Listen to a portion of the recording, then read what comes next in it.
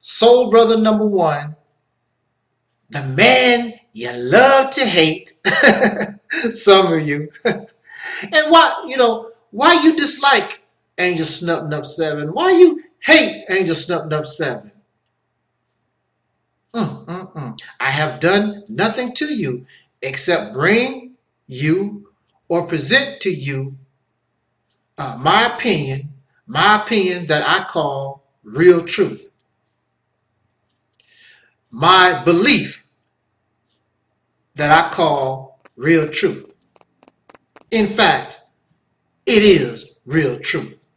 I would like for you to prove otherwise, because if it is an error, I will correct it so that it does become true. And I will only stand on truth, facts, reality.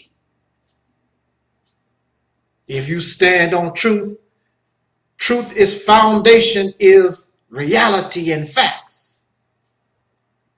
If you're talking about belief, then you really don't have truth. And if you have truth, there's no need to believe, correct? There's no need. If it's a fact, if it's reality, why do you have to believe in it? You dislike Angel Snub Nub 7 because I ask too many questions.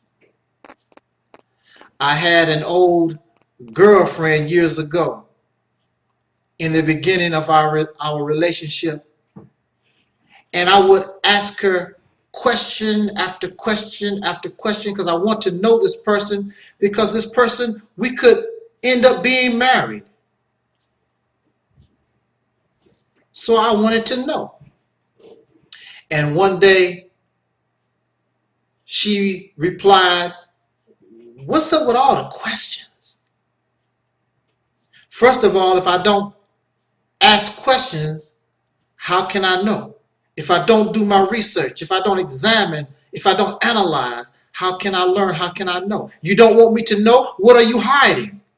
Anyone that has a problem with you asking questions, valid questions, I'm not talking about being silly, I mean for real, credible, valid questions.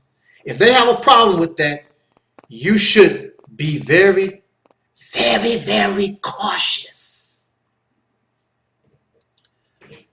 The subject that I've chosen for these few minutes, I call the title, "The Fallacy of Black Independence Living with Racists." You know, we as black people, we are so emotional. Not only do we not really ask questions, but we really don't think things out, and we really don't examine what we're saying or what we believe that we want. Many of us say that we want black independence, and that's wonderful. Support black business. I want a black business on the left corner, in the right corner, in the middle, on the south side, on the west side. This whole thing is wonderful. And bring some of that money back to the black community. The $10 trillion or whatever that we get out of this economy every year. That's wonderful. So if tomorrow that happened, would things really change? Would you really be independent? What kind of change would this, or would there be a change, or would it be a change that you don't expect? What would really happen?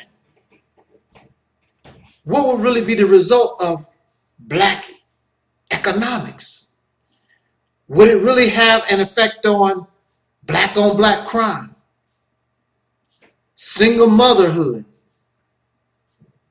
employment, and so forth? All these things, let's think about it. Being emotional, just thinking about, I'm independent from Caucasian people. I'm independent from the Chinese and Mexicans and whoever. Oh, what a great feeling to be independent. The number one person you wish to be independent from, of course, are the racist European, Caucasian, pink people. And I don't blame you. I don't blame you. But let's look at this, and I want to try to use this as a simple example. You have a rich man who has a son. And his son, of course, have lived with this rich man all his life. And he has depended on his father all his life for food, clothing, shelter, and everything. Now this son of this rich man, he no longer wants to be part of his father's legacy. He wants to go out and do his own thing and show his father and the world that I'm capable of doing exactly what my father done and greater. Is that not what you want?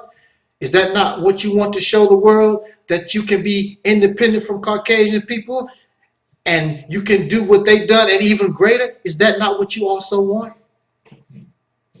Cool.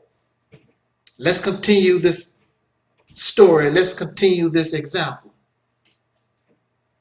So one day, the rich man's son decides to move out of the house of his parents. And the son gets his own house miles and miles away from his parents. He pays his own electric bill, buys his own car, and all the things that make you feel independent. I am independent from my father. And on the surface, see, look, on the surface, it seems as though this young man is becoming independent from his father. But is he? He does not tell you that he works for his father. The company that his father built, the reason why he's able to pay the bills and all this is because he works for his father. And the house that he's living in, the property, is owned by his father's company and all like this. So, yes, he's living away from his father, but is this young man really independent? Independent means you no longer have ties. You no longer is dependent on this parent or these people in order for you to survive. But this young man, although he's left home, he's still dependent on his father. See, that's the problem with black independence.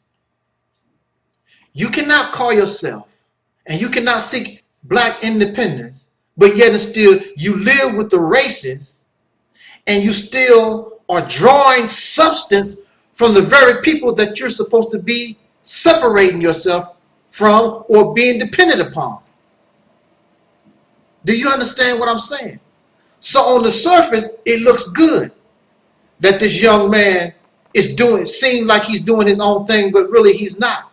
Because if he was doing his own thing, he would say, thanks, Dad, and he would get help from his parents, but then he would break all ties. He would not be living in the house of his parents. He would not have the job that his father gave him. He would be breaking all those ties. I want to show you that I can do all this by myself, with my own hands, using my own brain.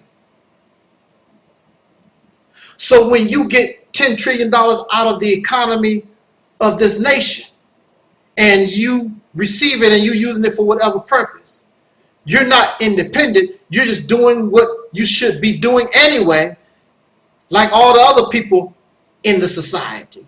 You're not independent. All the people of this country is dependent upon the economy of this nation. Nobody is living outside the economy of this nation.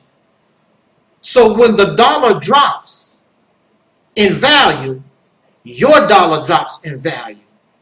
So if the system crashes, you're going to crash because you are dependent upon the races. So how can you be independent, but yet and still, when their banks crash, when their dollars fail, when they go to war, you must support them. You're not separated from them in any kind of way because you're still connected. You're not independent. On the surface, it makes you feel good to say, we're independent of such and such. In reality, you're not. What is it that you're really trying to accomplish? Are you trying to accomplish being a comfortable slave? Because when you are independent, just on the surface, that's all that we are. And you pay your taxes. And nothing really would change except now you have more money. You have more material things. But guess what? In this country, you will still be a nigger. You will continue to pay taxes to your oppressor so they can pay the police officer to shoot your son down in the street. Because you have no way, you have not broke that connection from those of whom you should be independent from. However, if you're a free man, and in the case of this young man, you go to your father and your father gives you a going away present. I give you 50 grand, I give you 100,000, I give you a million. Go do your own thing. So this is the purpose of reparations in this nation. It could be used to be a going away present so that you can go and build your own economy. So that you can make, as Elijah Muhammad said in his teachings, so that you can develop friends in all walks of life. You can develop a friendship with Ghana and Nigeria and Somalia or China or South Korea or North Korea. You are a free man. You're independent. Nobody tells you who your friends are because you're independent from these suckers.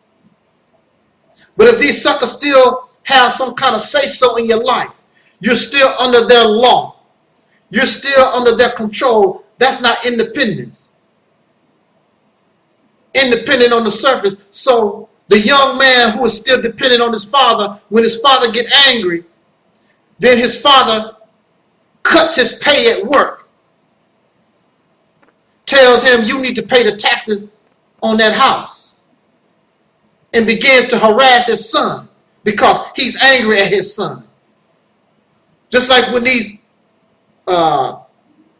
Caucasian people in power, when they get angry at us, they begin to make laws and they begin to do things to harass and punish you for your behavior of the continuation of being a good slave. And it bothers you because you're not independent, only in talk. But if you was independent, in reality, a true free person those things, of course, could affect you because your enemies are powerful, but it's not the same type of thing. At least you're not paying to be harassed. You're not paying to be murdered and discriminated against and all these other evils that we face day in and day out since the time that we were born in this nation. So with that said, brothers and sisters, drop the delusions and the illusions and the fantasy. Begin to think things out instead of being so emotional over things. Because when you wake up out of your dream, reality is still waiting to hit you in the face. Deal with it. Love, peace.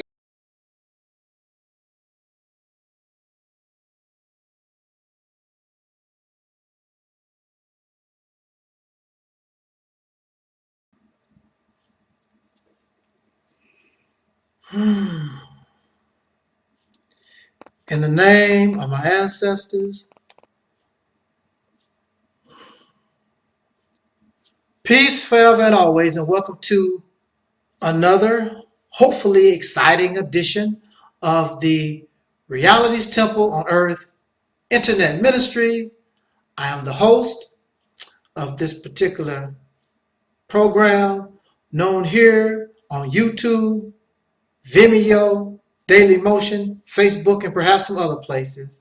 Wherever you may find me, I am known as the Mighty. Hey, Mighty, Mighty. Angel Snub 7, I am your brother, and hopefully your friend, Taalik Ibn'rad. Woo! Oh, the last few videos I've been posting, I have to laugh a little bit, right after the introduction because something, it makes me laugh. And I'm trying not to, but you have to let it out.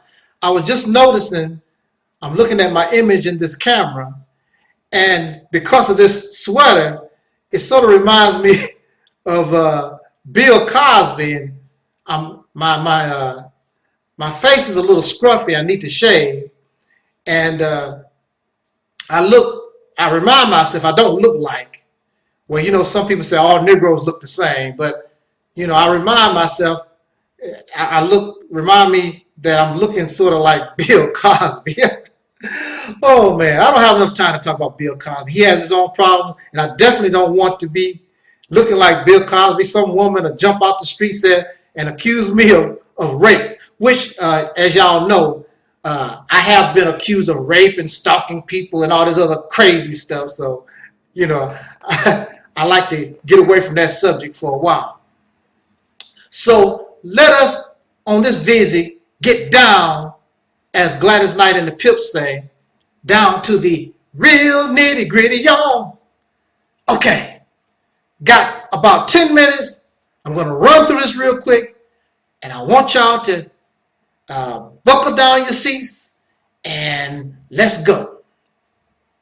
In religious teaching, I was taught, and there's an old saying, it says, as a man thinketh, so is he.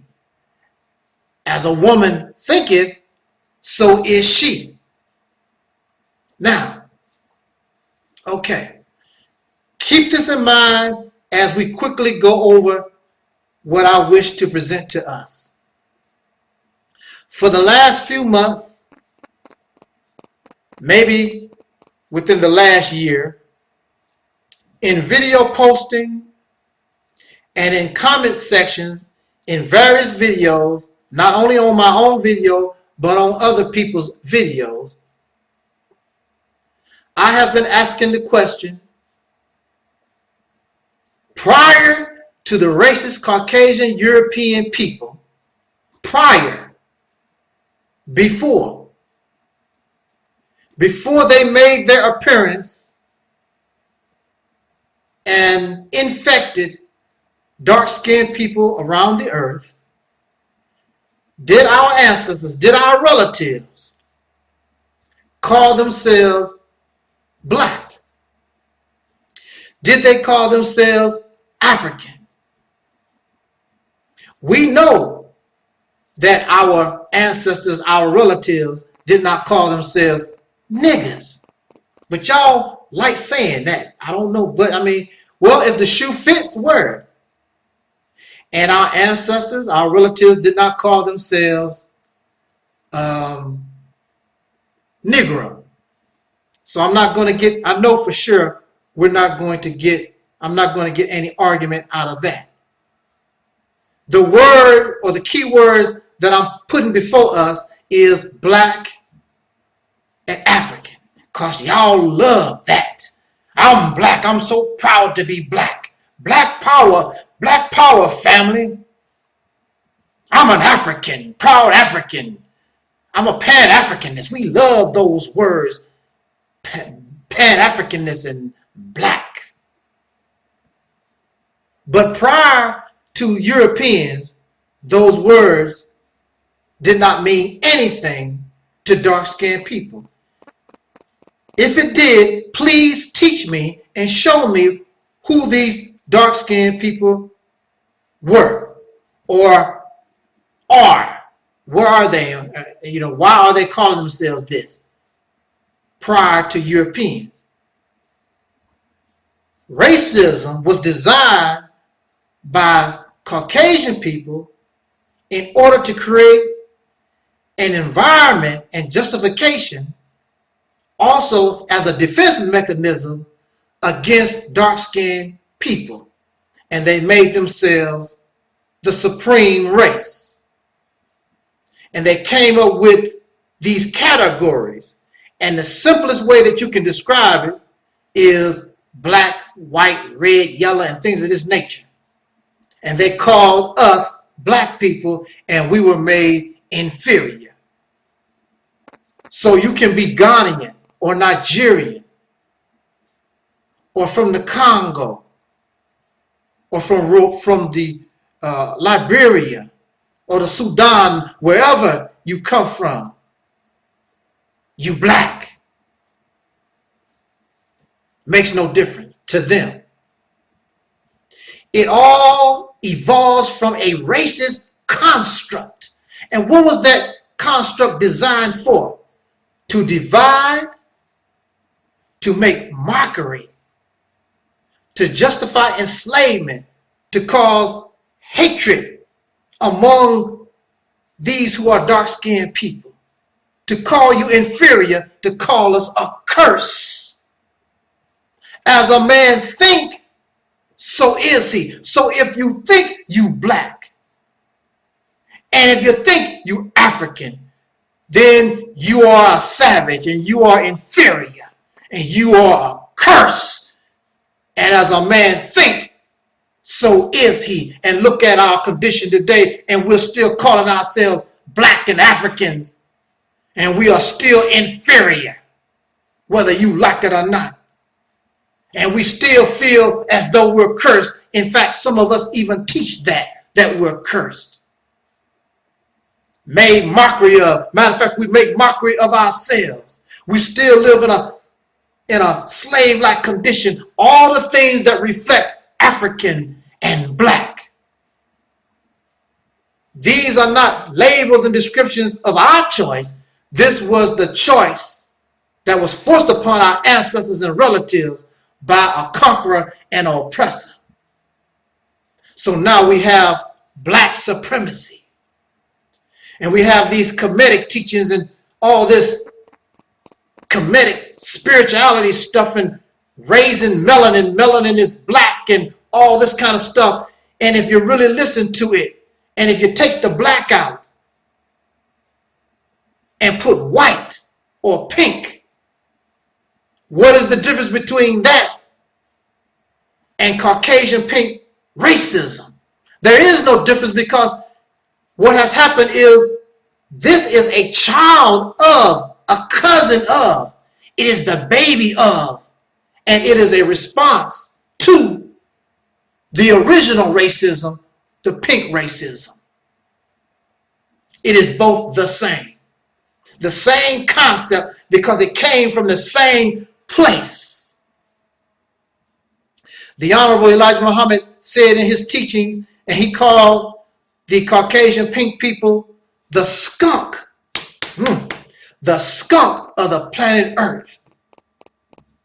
And whenever you are sprayed by a skunk, even though the skunk may not even be present anymore. Listen, no, wow. The skunk don't even have to be with you any longer, but you will continue to smell. The stench lingers, and we have been sprayed by a skunk and continue to be sprayed by skunks going on 500 years. And now we embrace the skunk. We reject the pink, but we now embrace the black and the African, and they both come from the same booty of the skunk. You say, I don't agree with that. But it don't make no difference whether you agree or not, because you're a slave. And black under pink racism means you're a slave. And if you're black and African, you're still a slave. Because your massa named you and you still holding on to your massa. And when you are sprayed with this stench, you stink. And in many cases, you have people who stink. They smell very, very foul.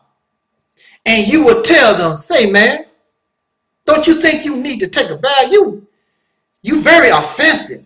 Black people, we are offensive with our ghetto talk and our ghetto behaviors and our rude manners and how we carry ourselves. We are only looked upon in the world as entertainment. But in the nostrils of civilized people, so-called civilized people,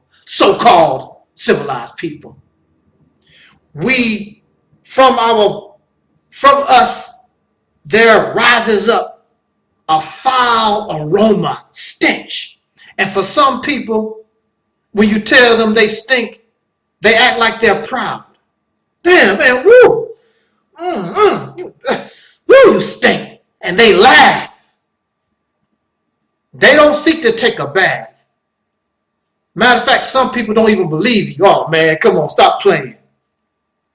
Black Power, family. You put your arm up and the stench just drips off of you. You don't see that.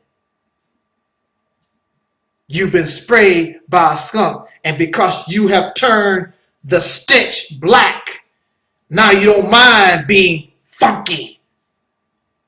Now you don't care about being foul. Well, for those of us who have grown beyond or have that feeling that something is wrong with black and African and these things, I've told you the reason. Now you don't have to wonder any longer. They come from a racist construct, which makes you not a racist, but a racist wannabe, because that's your father. I suggest to us that we begin to move ourselves away from black and African and begin to describe and label ourselves something that we done back in the 70s. And we were proud, and we still had power, and we still felt good. We called ourselves soul brother and sister. And the only one who could claim that was the descendants of slaves having dark skin born in America. An African could not claim that. No other dark-skinned people on the planet could claim to be soul brother number one or soul brother soul sister number one or 225, you know. Nobody could claim that. That's something that belongs to you. Don't you want something that just belongs to you? Nobody else can claim. Something that did not come from your oppression. Soul is beyond race. Soul is beyond the connection to a continent. In religious teachings, a soul is that which makes us alive. It is the essence of life. Who would not want to be part of that? So don't call me a black man. Call me a soul brother.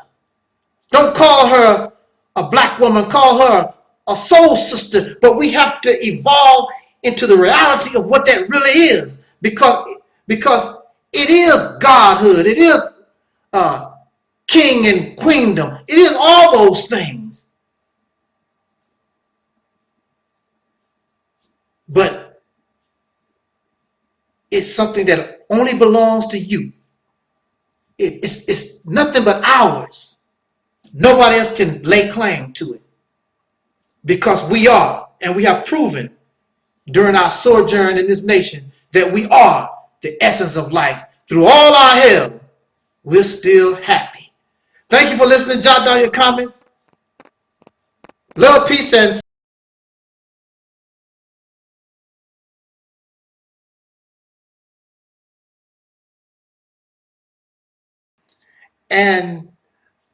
some of you can relate. Some of you can understand. Some of you know why I am saying what I am going to say. And it's a rant because this mentality really pisses me off. It's rather sickening. Those who are guilty of it, or those who practice this behavior, they feel as though they are high and mighty, very intelligent, full of wisdom, and so forth and so forth. But you're just, as they say in the hood, you're perpetrating a fraud. As they say in religion, you're a hypocrite. A hypocrite is one who is not what they seem to be. That's all a hypocrite is. And this is why I say that, or this. It's disgusting to me. I understand why you do it, because we are a people who have been made inferior in this nation, and we do suffer low self-esteem. So we need to embrace those things which give us high self-esteem, to make us feel good about ourselves. But you know something? The thing about black folks is that's all we do. We want to just feel good about. It's all about feeling good. But the feeling good does not bring substance. It's only symbolism. But it does not influence our reality. It is not real. And feeling good is only temporary. What are you saying, brother, when it's all said and done? Get to the point. What is it, man, that you want to say? This thing about black people and you calling yourself a king and a queen and God and goddess. Really? There's nothing wrong with that. You can call yourself whatever you want to. However, you look very silly and foolish when that really is not what you are. And I will explain quickly why. Yeah. You explain quickly why. Get to the point, Negro. I am a king. Well, some of y'all men are queens. But God, goddess, king, queen, these are titles. Police officer, mayor, president, professor. The titles go on and on and on. We have these titles. Some titles, we become boastful and we become arrogant. It makes us feel really good. Prostitute is a title we really don't like, and sometimes we don't mind the title of being a pimp. dope fiend and alcoholic. But those titles don't really make us feel good. They sort of lower our esteem. So if I'm a police officer, I feel good. I'm a judge. I'm a senator. I'm a congressperson. I'm a CEO. We love titles. Titles make us feel good. However, titles, in essence, you just can't, you can have a title,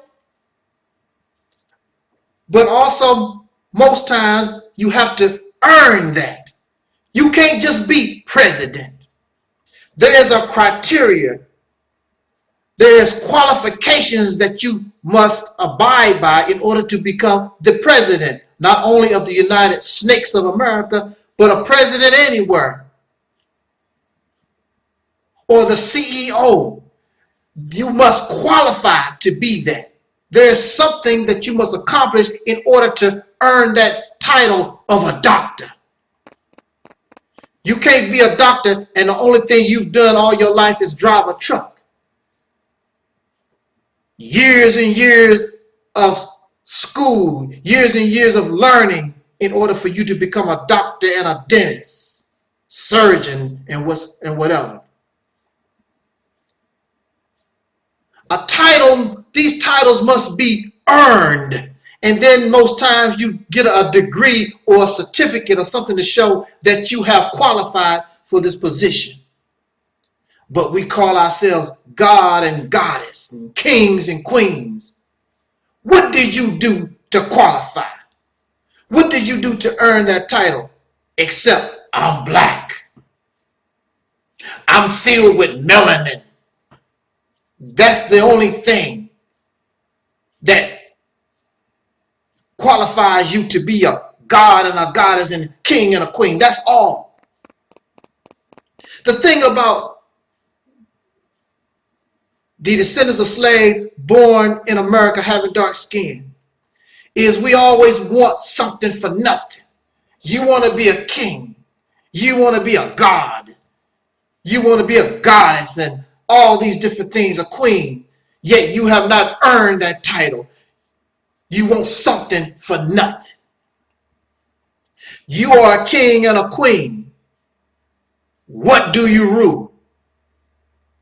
You don't rule the United Snakes of America. You don't rule Arkansas or Virginia or New York or Pennsylvania. Many of you don't even rule your house. What do you rule, king and queen? And who are your servants? Who are your citizens? You have none. These titles are symbol with no substance. You are God and a goddess, but yet and still you can't get out of the condition that you're in. A God and a goddess supposed to have some kind of power, but yet here you are on Section 8 housing. You're a God. Here you are on crack, a God on crack. God and goddess smoking weed. God and goddess, and you barely can pay your rent. But you are God and goddess, having no power at all. You are king and a queen. Everybody can't be royalty. You have, even under the European racist Caucasian people, they have royalty, but you don't see all of them running around talking about we kings and queens, because everybody cannot be of royal blood. And what's so special about royal blood? Some kings and queens ruled with justice. Some kings and queens were wicked and evil.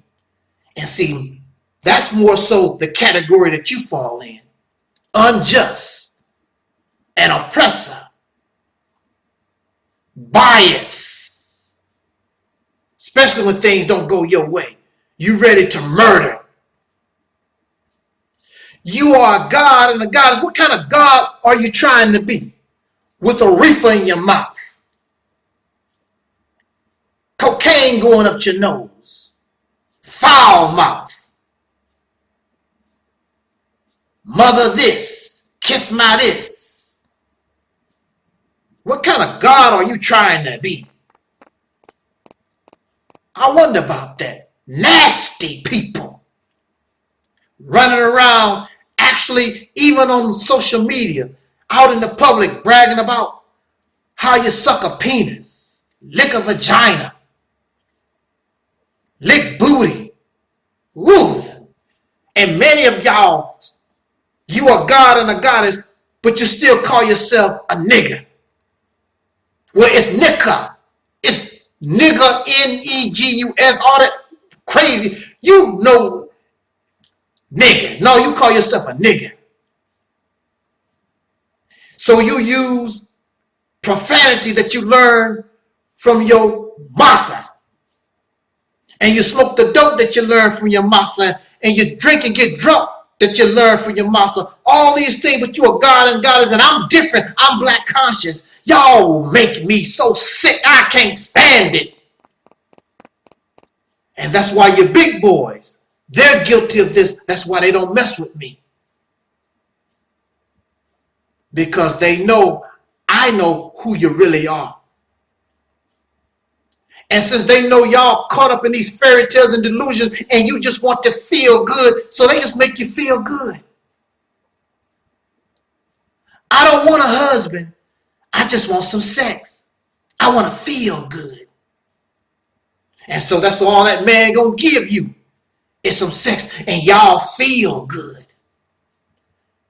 But it don't feel very good supporting those babies that you get. And the rent must be paid. And the other things that life requires. And you won't love, but the only thing you want to do is feel good. And that's a temporary feeling. So you're not looking for love, you're just looking to feel good. And that's temporary. Then you want to get upset. And you wonder why he's gone, because the only thing you want to do, girl, is feel good. What up? But that's expected because you're not a god, you're not a goddess, you're not a king or a queen. Guess what you are? You're a nigger. And that's a title you have qualified for, and you wear it very well. There was a song by DeBarge talking about a woman, she wears it well. How are you going to be and qualified to be king? How are you going to qualify being queen or a god or a goddess? But you continue, even in 2016, you continue to wear the title nigger well. And that's what you act like. Your behavior is filthy and wicked and nasty and foul. And you still hate black folks. I can tell by your actions how you treat one another. I'm a king and a goddess and all. Because it makes you feel good. You might as well stay in the Christian church. You ain't no better. What makes you better than the people in the Christian church? Hollering and screaming, falling over the benches, screaming the name of Jesus. You wearing your ankh around your neck, trying to wear your beard like an ancient Egyptian. Your little funky African looking supposed to be clothes. You a god. Don't you know? Yes, you could be a god and you qualify.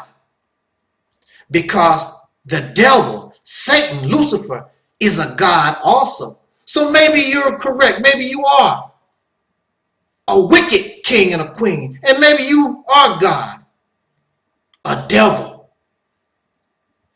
Lucifer. So we must stop trying to get something for nothing. If you want to be God and goddess and all these titles, then let us earn it. And you can't earn that being a nigger. Let's get real and Get out of this fantasy and fictions and illusions that these people have given you so you can feel good. Jot down your comment. Let's talk about it. This is your brother Taalik Ibn'rad. This was and is the Reality Temple on Earth. Love, peace, and soul.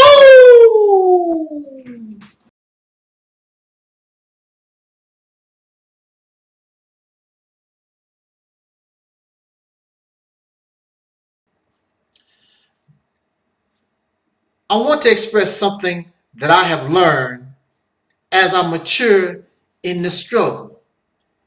And I am not defending Beyonce. I am not defending Jay-Z or Oprah or Will Smith, Jada Pinkett, or any of our people with celebrity or they have accumulated great wealth. But I only want to give us something to think about from what I believe or what I know I have learned. And some of that learning process not only comes from my participation in this struggle that we call Black liberation, but also due to my incarceration.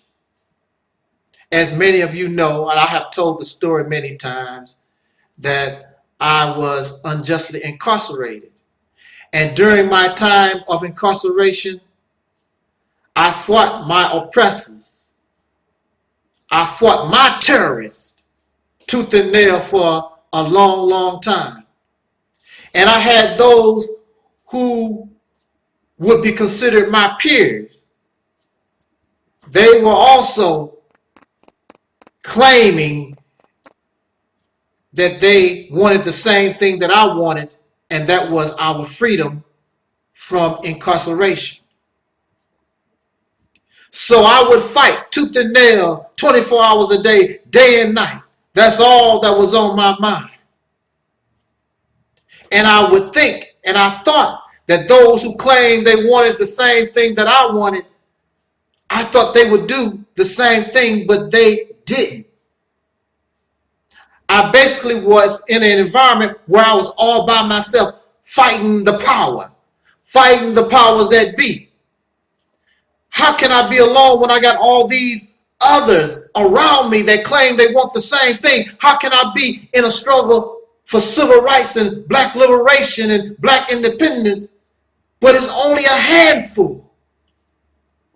And then we who are in the forefront, or we who are leading the fight, we become arrogant. And we become self-righteous because I'm doing this, I'm doing that. What are you doing? And then much of the success that we do benefits those who are not fighting like we are doing. This I have experienced.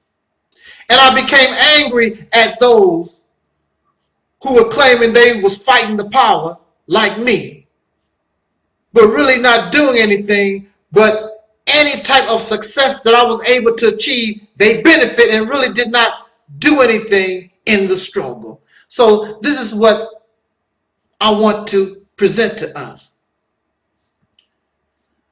We, as the descendants of slaves born in America, having dark skin, we are so judgmental and we are so self-righteous that we really don't think about things. We really don't think about our situation. I learned and had to understand that everybody is not like me. You can't expect everybody to be like you. You can't expect everybody to understand the way you do, or sacrifice, or would be willing to suffer like you do. You should not be angry at others because the reality is some people just can't. And some of these who just can't become jealous of those who can, and they sit back in the background making mockery of Angel Snupnup 7, or making mockery of those of us in the struggle, because they wish they had the strength, they wish they had the courage, they wish they had the wisdom and the articulation and the charisma, they wish they could do what we're doing, but they just cannot do it. Then there is fear. Although you locked up and I was locked up, what else can you do to me? I might as well fight. But you can be locked up, and there are those who still fear the oppressor because they want their cigarettes. They want that cup of coffee. They want that can of soda. They want these little things that the oppressor can deprive. And we have to understand that for many of our celebrities, a Beyonce or a Jay-Z, Oprah, and so many, a Bob Johnson, first of all, we did not make them. We supported them, but we did not actually make them. There were things they did in their life in order to put themselves in a position to rise to where they are at. We did not make them. And so since I have achieved that, we have to understand that are we worth, as a people, are we worth the gamble? Oprah, Jada, Will, and Beyonce, Jay-Z, Kanye, and all these our people, is it worth the gamble of what I worked for to lose it in behalf of these persons, my people? How are they going to respond? Well, Malcolm X sacrificed for us. Martin Luther King sacrificed for us. Marcus Garvey. So many of our ancestors prior have sacrificed greatly, given their lives and suffered. And look at our condition today. It should be better, but it is not. And many of them did sacrifice their money and their families. And look at us in 2016. We should be better, but we're not. We have actually gone backwards. You expect everybody to be like you. Many of our people can't be like you. There is an old saying that we should not judge nobody until we walk in their footsteps. Some of our people are just plain ignorant. And they are comfortable in their ignorance. They don't want to do no better. They are comfortable in their enslavement. So when Nat Turner rised up and revolted, all these slaves did not join. Why is that? Because slavery was all they knew. They was comfortable in it. And because of the fear. And what if we do conquer Massa? What we gonna do then? What we gonna do? You hear people right now, when you talk about go to Africa, go back to Africa, which I've never lived in Africa. I can't go back to where I never lived. That's another subject, but go back to Africa and all these different things. They have a fear. What we gonna do? It's like when if you kick your dog out your house, not calling us a dog, of course, but when you kick your dog out the house, the only thing, life that dog has known is living in your house. So the dog, as soon as possible, runs back to the door and scratches. I want to get back in there. You have to understand the mentality of a people who have been victimized and abused. You see this in women who have been abused. Keep going back to the one that beats them and abused them physically and verbally. It is a mental disorder, and we have to understand that. But the only thing, we run around and we judge people. You can't judge nobody unless you walked in their footsteps. You have to understand the mentality and where they come from. At the same time, when somebody's stronger, somebody who's moving better than you, judge you, you can't handle it. You ain't that pro-black. You talking all this pro-black stuff, and then they judge you and show you that you're not as pro-black as you think that you are. You're not as Afrocentric as you think that you are. And then they judge you, and you can't take it. So we need to stop all this judging people. What is the benefit? We are not in a position, and don't have the right to tell Oprah, Will Smith, Jada, Beyonce, Jay-Z, or Kanye, or Snoop Dogg, and any of our brothers and sisters to tell them what to do with their celebrity, their fame, and fortune. We're not in a position. Why should Snoop Dogg risk his fame and his fortune, or Beyonce, Jay-Z? I said these celebrities over, and Oprah, and it's so many. Bob Johnson. There are those who have great wealth who are not celebrities. But why would they sacrifice what they have built and gained for you? When Malcolm done it, Elijah done it, Booker T. Washington done it, and so many, Harriet Tubman. And look at our condition. Look how we act. Look how we behave. A nasty, foul, a trifling, despicable type people. After all this that our people have sacrificed and died for, fighting to sit in front of the bus, and now we automatically go to the back of the bus. Fight for the right to vote, and we don't vote. Things of that nature.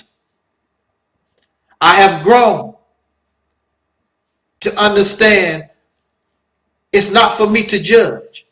And in your scripture, in religion, it says, judge not, lest ye be judged. We can dish it out, but we can't take it. We must learn. And we should be happy for anything that anybody does in this struggle.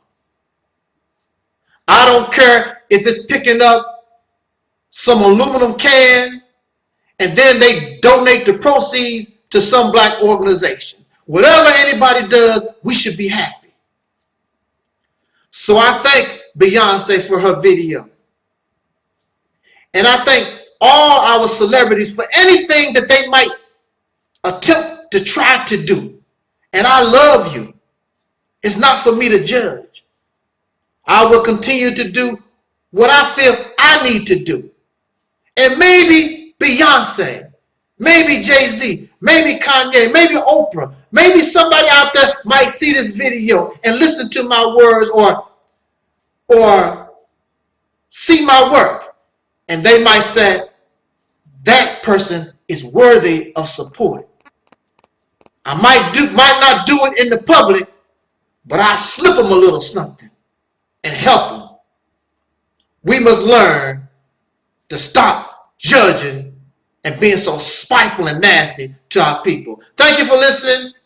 Love, peace, and soul.